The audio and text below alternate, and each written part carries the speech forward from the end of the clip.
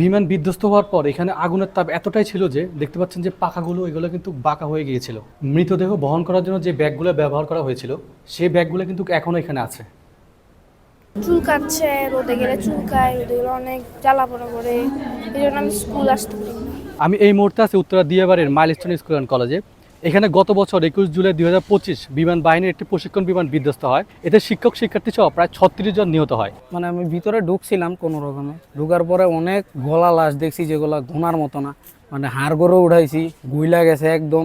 অনেক লাশ আছে, টান দেওয়ার পরও ছিঁড়ে গেছে, ওদের লাশটা বাইর করা যায় না এমন অনেক লাশ আছে।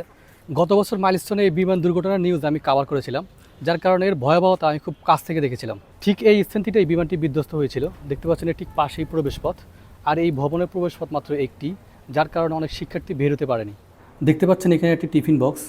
এটি মাইলস্টোনে নিহত কোনো এক শিক্ষার্থীর টিফিন বক্স, যেটি হয়তো বা তার মা যত্ন করে তার জন্য তৈরি করেছিলেন, যেটি সে খেয়ে যেতে পারেনি। তখন আমি হচ্ছে গিয়ে টিচারের কাছে রিকোয়েস্ট চাইছিলাম যেন আমাকে ছেড়ে দেয়। তোরা ছাড়তেছিল না, হঠাৎ করে অনেক জোরে আওয়াজ হয়েছে, তারপর হচ্ছে অনেক ধোঁয়া, অনেক আগুন, এইসব। তারপর আমার কাছে লাগছে আমি স্বপ্ন দেখতেছি। তো যখন দেখছি না আমি স্বপ্ন দেখছি না সত্যি, তখন হচ্ছে আমি মানে চিল্লাচিল্লি করতেছিলাম। চিল্লাচিল্লি বেশি করি নাই, আমি আশেপাশে পানি খুঁজতেছিলাম। এখন একটু আমার একটু কষ্ট হয়, মানে একটু জলে, তারপর আমার হাতের অবস্থা দেখলে একটু খারাপ লাগে আমার, তারপর আমার অনেক যন্ত্রণা করে। তারপর বিমানে আসলে একটু বেশি আমার খারাপ লাগে, ভয় লাগে যে ভাবছি বিমান এসে ক্রাশ করবে। বিমানে আসলে একটু খারাপ লাগে আমার বেশি, মানে ভয় লাগে, ভাবছি কি ক্রাশ করবে। বছর আওয়াজটা কমে যায় তখন একটু শান্ত থাকি আমি।